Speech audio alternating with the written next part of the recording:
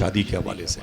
اور آج معاشرے میں یہ عالم ہے, بڑی تکلیف دہ خبریں ملتی ہیں, یہاں کی لڑکیاں وہاں, وہاں کی لڑکیاں, مسلمانوں کی لڑکیاں غیر مسلموں کے ساتھ میں, ہندو بھائیوں کی لڑکیاں مسلمانوں کے ساتھ میں. آپ خود سوچو اس سے معاشرہ بگڑے گا کہ بنے گا؟ آپ ہوتے کون ہیں دوسروں کو دیکھنے والے؟ آپ ہوتے کون ہیں دوسروں کی بہن بیٹیوں پہ نظر رکھنے والے؟ سمجھ رہے ہیں آپ نے کیسے سوچ لیا؟ آپ نے کیسے سوچ لیا کہ جب دوسروں کی بہن بیٹیوں پر عیاش کی نظر ڈالیں گے تو میری بہنیں کیسے محفوظ کیسے رہیں گی؟ آپ نے سوچا بھی نہیں. آقا کریم کی تعلیم کیا ہے آپ کے لیے؟ کیا آپ کو اسی لیے آنکھیں دی گئی ہیں؟ کیا آپ کو اسی لیے دماغ دیا گیا؟ آپ کو حضور نے اپنی امت میں رکھا ہے. اپنا اسٹیٹس سمجھو آپ, اپنا وقار سمجھو آپ. آج مسلمانوں کے لڑکے غیر مسلموں کے محلے میں چلے غلیل لے کے, ایئرگن لے کے شکار کھیلنے آتے, تو غیر مسلموں کی لڑکیاں, ان کی مائیں کہتی ہیں بیٹی اندر چلی جاؤ, وہ لپنگے آئے ہوئے ہیں. حضور کی امت کو لپنگا لوگ کہتے ہیں. کیوں؟ ہماری غلطیاں ہیں, ہماری غلطیاں ہیں. اور پہلے کے دور میں معلوم ہے کیا ہوتا تھا؟ جب لڑکیاں ہندو بھائیوں کی بڑی ہوتی تھی نا, سمجھے آپ, باپ کو بزنس کرنا ہوتا تھا تو اس کا دوست کہتا چلنا میرے ساتھ بزنس کرنے, تو وہ کہتا کیسے جاؤں میرے بھائی, کیسے جاؤں تیرے ساتھ, میری جوان بیٹی ہے, اسے چھوڑ نہیں سکتا, اسے لے کے جا نہیں سکتا. تو وہ اس کا دوست کہتا تھا, وہ بھی نان مسلم ہوتا تھا, وہ بھی ہندو بھائی ہوتا تھا, وہ کہتا تھا عجیب بات ہے, جوان بیٹی ہے؟ وہ کہتا ہاں میرے گھر میں جوان بیٹی ہے. وہ کہتا اگر جوان بیٹی ہے تو یہ بتا کیا تیرے محلے میں کوئی مسلمان نہیں ہے کیا؟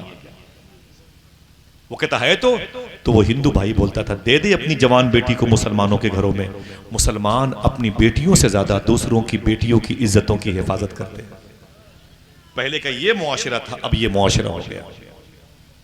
لوگ باتیں کرتے ہیں کہ ہم اتنی گرل فرینڈ رکھے ہوئے ہیں, اتنی لڑکیوں سے ہمارے تعلقات ہیں.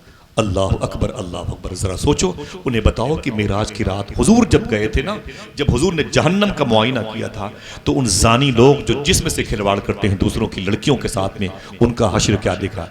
یہ ایلیا کی کہانی کا چپٹر نہیں ہے جو میں بیان کر رہا ہوں, یہ باتیں وہ ہیں جو حضور نے بیان فرمائی. یہ مشکل کام ہے, آپ بچ نہیں سکتے میدان محشر میں, ہم بچ نہیں سکتے. دوسروں کی بہن بیٹیوں کو تاکنے کی بنیاد پر آنکھیں نکال لی جائیں گی, ان آنکھوں کے ٹکڑے ٹکڑے کر دیے جائیں گے, اور آنکھیں اتنی کمزور ہوتی ہیں مٹی کے ایک ذرے کو برداشت نہیں کر پاتی ہیں. معاشرہ کیسے سنورے گا؟ تعلیم کے ذریعے سے. اسی تعلیم کا بیڑا اٹھایا ہے right way educational welfare society نے. دل سے دعا کرو اللہ اسے ترقیاں عطا فرمائے.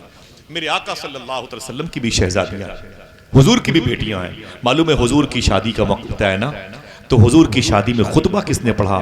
حضور کے سسر جناب خویلد نے. سنیں, حضور کے سسر جناب خویلد نے. نکاح کس نے پڑھایا؟ حضور کے چچا جناب ابی طالب نے. نکاح پڑھایا جناب ابی طالب نے. نکاح کے بعد حضور کا رشتہ امی خدیجہ سے ہو گیا. کوئی ہے جو صرف محبت سے کہتے سبحان اللہ؟ حضور کی شادی ہو گئی. آج کیا ہوتا ہے؟ بارات جاتی ہے, پھر لڑکی کو لے کے آتی ہے, لیکن عرب میں یہ تہذیب, یہ ثقافت, یہ کلچر نہیں تھا. عرب میں کیا تھا؟ بارات آئے گی تو نکاح ہوگا, دولہے کو چھوڑ کر کے بارات واپس چلی جائے گی, دولہا سسرال میں رہ جائے گا. حضور بھی اپنی سسرال میں قیام فرما رہے تھے. حضور کی سسرال کہاں تھی؟ جن لوگوں نے کعبہ دیکھا ہے بتا دوں, یہ صفا سے مروہ پہاڑی کی طرف آپ جاتے ہیں. ان الصفا والمروہ من شعائر اللہ, بے شک صفا اور مروہ اللہ کی نشانیوں میں سے ایک نشانیاں, اللہ کی نشانیاں ہیں. سمجھ رہے؟ مروہ پہاڑی پہ جائیں گے, 20 فٹ کے آگے پرانا دروازہ ہے مروہ کا, اولڈ گیٹ آف مروہ ہے. 20 فٹ کے فاصلے پر آگے جائیں گے, پھر بائیں مڑ کے دیکھیں گے 30 فٹ کے فاصلے پر آپ کو تعمیری کام کی کچھ دیواریں نظر آئیں گی. اگر غور سے ادھر دیکھیں گے تو آپ کو ٹھنڈک خوشبو ملے گی, آپ کے دل سے آواز آئے گی تم جہاں پہ کھڑے ہو کے اس طرف دیکھ رہے ہو 30 فٹ کے فاصلے پر, یہ وہی مکان ہے جو مکان امی خدیجہ کا تھا, یہی حضور کی سسرال کہلاتا. اگر سبحان اللہ کہنے کا وعدہ کرو بتا دوں, اسی مکان میں مخدومہ فاطمہ پیدا ہوئی, اسی مکان میں مخدومہ زینب و رقیہ ام کلثوم پیدا ہوئے تھے. حضور کے ساری اولادیں اسی مکان میں پیدا ہوئی تھیں. اب حضور صلی اللہ علیہ وسلم کی آہستہ آہستہ عمر شریف جب 40 کے آس پاس ہوئی تو بے اذن اللہ حضور نے اعلان فرمایا میں اللہ کا رسول ہوں. 40 سال کے بعد حضور کی شہزادیاں گھر میں, جیسے حضور نے اعلان فرمایا، وہ مکے کے لوگ جو حضور سے محبت کرتے تھے، حضور کی جان لینے پہ اتر آئے. کوئی حضور کو گالیاں دیتا تھا، حضور کو پتھر مارا جاتا تھا، حضور پر بوچھار ہوتی تھی طنز کی. میرے آقا کو اس قدر تکلیفیں دی گئیں، اس قدر تکلیفیں دی گئیں. اللہ اکبر اللہ اکبر. لوگ کہتے تھے اتنی تکلیفیں اگر پہاڑوں پہ ڈال دی جاتی تو پہاڑ ریزے ریزے ہو جائے، پہاڑ ٹکڑے ٹکڑے ہو جاتا. میرے آقا کو اتنا پریشان کیا گیا. بیس کیا تھا؟ پریشانی کی وجہ کیا تھی؟ صرف یہ تھی کہ حضور سچائی کا اظہار کیوں کہتے ہیں. حضور نے یہ کہا، اے لوگوں، پتھروں کو خدا مت کہو، اللہ کو خدا کہو. اس نے ان پتھروں کو بنایا اور میں اللہ کا رسول ہوں اور قرآن سچ ہے. اس میں انسانیت کی تعلیم دی گئی ہے. اپنی بیٹیوں سے شادی مت کرو، کعبے کے آنگن میں بے لباس مت گھومو، شراب مت پیو، تمہارے گھر اجڑ جائیں گے. اپنی بچیوں سے محبت کرو. ایک ٹاپ کلاس کا معاشرہ حضور دینا چاہتے تھے. پورے مکے میں حضور کے خلاف نعرے لگے. حضور کو اتنا مارا جاتا تھا. اے میرے دوست، تم نے فلسطین کے اجڑے ہوئے بچوں کی خبریں دیکھی ہیں؟ اب تو وہ بھی نہیں دیکھنے کی عادت ختم ہو گئی. اب تو ختم ہو گئی. وہ چھوڑو یار، یہ تو روز کا کام ہے. یہ بتاؤ معیش میں کیا ہوا؟ جب تم اور ہم یہ کہنے لگیں گے چھوڑو فلسطین میں کیا ہوا، یہ بتاؤ معیش میں کیا ہوا ہے، تو ہمارا وہی حشر ہوگا جو فلسطین والوں کا ہوگا. لیکن ان کا تو جو حشر ہے وہ تو شہادت کے دائرے میں جا رہا ہے. وہ تو کہہ رہے ہیں، ان کے بچوں سے پوچھا جا رہا ہے آپ بڑے ہو کے کیا بنیں گے؟ تو فلسطین کے 6 سال کے بچے کہتے ہیں مسکرا کر کے، ابے میاں جاؤ یار، ہم سے پوچھتے ہو ہم بڑے ہو کے کیا کریں گے؟ ہم بڑے ہی کہاں ہوتے، ہم تو بچپن ہی میں شہید ہونے کے لیے پیدا ہوتے ہیں. کسی نے کہا کہ تمہاری مدد کو کوئی نہیں آتا. بولے نا نا نا نا نا، مجھے کسی کے مدد کی ضرورت نہیں ہے. بتا دو دنیا والوں سے 240-25 ملک ہیں دنیا میں اور 57-58 اسلامی ملک ہیں. بحیثیت انسان 225 سے زیادہ ممالک دنیا میں پائے جاتے ہیں. اور بچے کہتے ہیں ہمیں کسی کی مدد کی ضرورت نہیں ہے، ہمارے لیے ہمارا اللہ ہی کافی ہے. ہمارے خون ہی بیت المقدس کی محافظت کے لیے ہے. سنو، میری لاشوں پہ آپ جو ہے ماتم مت کرو. ہم تو پیدا ہی ہوئے ہیں شہید ہونے کے لیے. میدان محشر میں یہ کہہ کے اٹھائے جائیں گے اب وہ آ رہے ہیں جن کو اللہ نے بیت المقدس کی حفاظت کے لیے پیدا کیا ہے. اپنی اپنی خیر بناؤ، میری بات نہ کرو. تو یہ کہہ رہے ہیں ہم کہاں جائیں گے، ہم کہاں جائیں گے؟ میرے آقا اپنی بیوی کے گھر میں تھے. معلوم ہے حضور کے ساتھ کیا ہوا؟ ہم نے کبھی سوچا نہیں. کبھی ان علماء کو اپنے گھر میں چائے پلانے کی دعوت نہیں دی. کبھی یہ نہ کہا کہ حضور کے ساتھ جب پتھروں کی بارش ہوئی تو کیا ہوا تھا. سنیں آپ، معلوم ہے یہ جملہ کبھی سنا نہیں ہم نے، کبھی آپ نے سنا نہیں، کبھی ہم نے کہا نہیں، کبھی آپ نے چاہا بھی نہیں. حضور کا 3 سال تک حقہ پانی بند کیا گیا تھا. کتنے سال تک؟ اونچی بولے، بار بار بولے تاکہ یاد رہے. بولے 3 منٹ نہیں، 3 گھنٹہ نہیں، 30 گھنٹہ نہیں، 3 دن نہیں، 13 دن نہیں، 130 دن نہیں، راتیں نہیں. میرے آقا صلی اللہ علیہ وسلم کا حقہ پانی 3 سال تک بند رکھا گیا. مکہ شریف میں کوئی حضور سے بات نہیں کرتا تھا. وہ جو اللہ سے بات کرنے والا تھا اس سے کوئی بات کرتا نہیں تھا. جس نے انسانیت کی تعلیم دی اس سے کوئی بات کرنے والا نہ تھا. جس نے بھائی بھائی کو محبت کرنے کا ڈھنگ سکھایا اس سے کوئی بات کرتا نہیں تھا. آج کیا بات ہے؟ مجھے بتاؤ تو صحیح. مجھے بتاؤ، جھوٹی بات کوئی کہتا ہے کہ تمہارے بارے میں فلاں نے یہ کہا، لاٹھیاں لے کے نکل آتے ہیں. تمہارے بچے کو کسی نے گالیاں دی، ہم لاٹھیاں لے کے باہر نکل آتے ہیں. حضور کا 3 سال تک سماجی بائیکاٹ. نعرہ تکبیر، نعرہ رسالت، شورائے اہل سنت.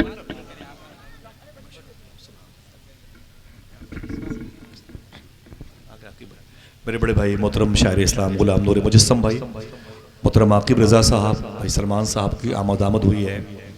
میں نے جو گفتگو کی ہے میں سوچتا ہوں کہ گفتگو یہیں پہ ختم کر دوں اور آپ نعت مصطفیٰ صلی اللہ علیہ وسلم سماعت کریں اور انشاءاللہ پھر کسی موقع پر یہ باتیں ہوں گی.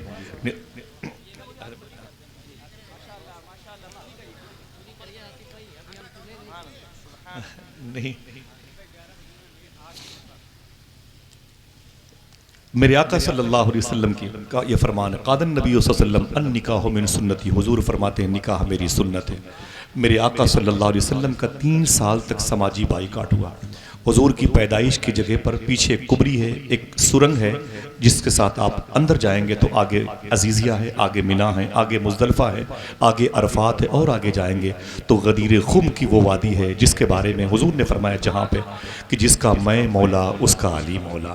یہ سرنگ ادھر جاتی ہے، اسی کے قریب میں بائیں طرف اسی کے قریب میں بائیں طرف درود شریف پڑھیں، اللہم صلی علی سیدنا مولانا نور کا محمد بارک وسلم. بیٹھے رہیے گا، انشاءاللہ مائک بند بھی ہو گیا تب بھی گفتگو چالو رہے گی. ذرا ہاتھوں کو اٹھا کے بولیں لبیک یا رسول اللہ.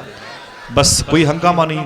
اسی حضور کی پیدائش کے پیچھے ایک چھوٹی سی گھاٹی ہے جس کو شیب ابی طالب کہا جاتا ہے. شیب ابی طالب، میں نے 14 سال پہلے شیب ابی طالب کا جائزہ لیا تھا، اور جب میں گیا تھا شیب ابی طالب میں، اس وقت وہ پلیٹ، نیم پلیٹ لگی ہوئی تھی شیب ابی طالب کے نام سے. میرا حافظہ اچھی طریقے سے کام کر رہا ہے. اسی شیب ابی طالب میں حضور کا حقہ پانی بند کیا گیا تھا. اسی گھاٹی میں حضور صلی اللہ علیہ وسلم کو 3 سال کے لیے قید کیا گیا تھا. پورے مکے میں کوئی حضور سے بات نہیں کرتا تھا. اس سے مکے والے بات نہیں کرتے تھے جو خدا سے باتیں کرتا تھا.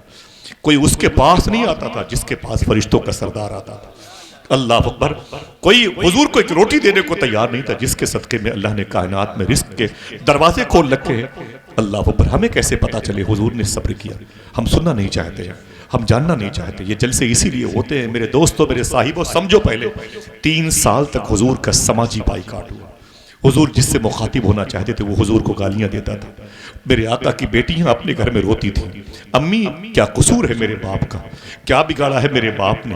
میرے باپ تو یتیم نواز ہے، میرا باپ تو غریب نواز ہے، میرا باپ تو مسکین نواز ہے، میرا باپ تو بیواؤں کے سر کا آنچل ہے. میرے باپ سے لوگ نفرت کیوں کرتے ہیں؟ امی فرماتی میں اپنی بیٹیوں کو تسلی دیتی تھی. حضور کی بیٹیاں کہتی تھی میری سہیلیاں اپنے باپ کے سینے پر سوتی ہیں، امی میں کہاں جاؤں اپنے باپ کے سینے پہ سونے کی؟ میرے باپ کو تو قید کر رکھا ہے مکے کے لوگوں نے. حضور کی بیٹیاں اپنی ماں سے لپٹ لپٹ کے روتی تھی. امی خدیجہ کو باہر رہنے کا حکم دیا گیا تھا. حضور کو، حضور کے غلاموں کو، میں یہ جملہ 2 مرتبہ کہوں گا، شاید آپ کا ضمیر جاگ جائے، شاید آپ کی رگے حس پھڑک جائے، شاید آپ کی حس پھر سے زندہ ہو جائے. بے حسی کے دور میں خوش ہو کر کے لائف گزارنے والوں، آؤ ہم اندھیرے میں ہیں، نکلو باہر. کوئی اور ہے جو تمہیں آواز دے رہا ہے. تمہیں یہ کہنا چاہیے اس ذات کے بارے میں، دل جس سے زندہ ہے وہ تمنا تم ہی تو ہو، ہم جس میں بس رہے ہیں وہ دنیا تم ہی تو ہو. جو دستگیر ہے وہ تمہارا ہی ہاتھ ہے، جو ڈوبنے نہ دے وہ وسیلہ تم ہی تو ہو. حضور کے علاوہ اور کون ہے تمہارا؟ حضور ہمارا آخری سہارا ہے، حضور ہماری آخری پونجی ہے. اگر حضور ہی نہ رہے تو ہم جی کے کیا کریں گے؟ حضور نہ رہے تو ہم کھا کے کیا کریں گے؟ حضور نہ رہے تو ہم پہن کے کیا کریں گے؟ ہم تو پہنتے اس لیے کہ حضور کو دکھائیں آقا یہ بھی آپ کے صدقے میں ملا ہے. ہم کھاتے اس لیے ہے کہ بتائیں دنیا والوں کو یہ رزق ہمیں حضور کی وجہ سے ملا ہے. مرہار سنگار تمہیں سے ہے، بگین میں بہار تمہیں سے ہے. حضور سب کچھ آپ ہے، لیکن میرے آقا پر زمین تنگ کر دی گئی جس کے صدقے میں اللہ نے کائنات کو پیدا کیا. اس ذات کو محاصرے میں رکھا گیا. معلوم ہے حضور کے غلاموں کے ساتھ کتنی مشکلوں کا سامنا کرنے کا تدبیر کا علم دیا گیا تھا. آپ دنگ رہ جاؤ گے. کیوں؟ آپ نے ریڈ اینڈ چیف کی چپلیں پہنی ہیں. آپ کو احساس نہیں ہے کہ غریبی اور بیماری اور فاقہ کشی کسے کہتے ہیں. آپ نے برانڈڈ جوتے استعمال کیے ہیں. معلوم ہے آپ کو 3 سال کے درمیان حضور کے غلاموں کے پاس اس گھاٹی میں جب کھانا ختم ہو گیا، اس گھاٹی میں جب کھانا ختم ہو گیا، جو چپل جو جوتے حضور کے غلام پہنتے تھے اس گھاٹی میں، اسی چپل کو چھری سے کاٹ کاٹ کر کے اس کے چمڑے نکال کر پانی میں بھگو بھگو کے کھاتے تھے. یہ حضور کے غلاموں کی بات ہے. روٹیاں ٹھنڈی ہوتی ہیں تو 4 سال کی بچی کے چہرے پہ تماچے مارتے ہیں. شادی کے دنوں میں اگر روٹیاں ہماری ٹیبل پر ٹھنڈی آ جائیں اسے انگلیوں میں ڈال کر کے نچاتے ہیں، سیلفی لے کر کے کہتے ہیں سالے کے پاس کھلانے کی طاقت نہیں تھی تو مجھے دعوت کیوں دیا تھا. ایک روٹی کا ٹکڑا اگر کسی نے توڑ لیا تو اسے اٹھا کے زمین پر پھینک دیتے ہیں. کیسے معاشرہ سنورے گا؟ مجھے بتائیں آپ پڑھے لکھے لوگ میرے سامنے. اللہ اکبر. ذرا سوچو کہ حضور کی زندگی کیا تھی. حضور کا ایک غلام اٹلی گیا تھا، اٹلی جسے پہلے روم کہتے تھے. جب وہاں کا بادشاہ سامنے بیٹھا تھا اس نے کہا مسلمان ایمبیسڈر آیا ہوا ہے، ایلچی ہے، یہ بدیش منتری ہے، اس کے لیے کھانا لگا دو. حضور کے غلام کے لیے کھانا لگایا گیا. کھانا کھایا. دسترخوان جب سمیٹ اٹھا ایک روٹی کا چھوٹا سا ٹکڑا اس بادشاہ کے دربار کی زمین پر نیچے گرا ہوا تھا. جیسے وہ روٹی کا ٹکڑا زمین پر دیکھا حضور کا غلام آگے بڑھا، اس نے اس ٹکڑے کو اٹھایا اور چوم کر کے اسے کھا لیا. چوم کر کے اسے کھا لیا. جیسے کھایا میڈییٹر جو زبان کا ترجمہ کرتا تھا اس نے دھکے مار کے بولے پاگل ہو گیا یہ کیا کرتا ہے؟ اٹلی کا بادشاہ تجھے دیکھ رہا ہے. اٹلی کی تہذیب کے خلاف ہے کہ زمین پر کوئی چیز پڑی ہو تو اسے اٹھا کے کھایا جائے. تو روٹی اٹھا کے کھا رہا ہے، عجیب انسان ہے.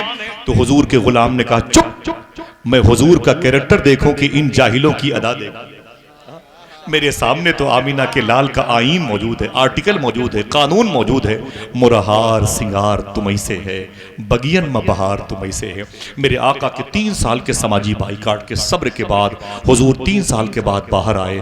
جب باہر آئے تو حضور کہتے ہیں جب میں اپنی خدیجہ کے پاس آیا، بچوں کے پاس آیا تو میرے بچے مجھ سے لپٹ لپٹ کے رو رہے تھے۔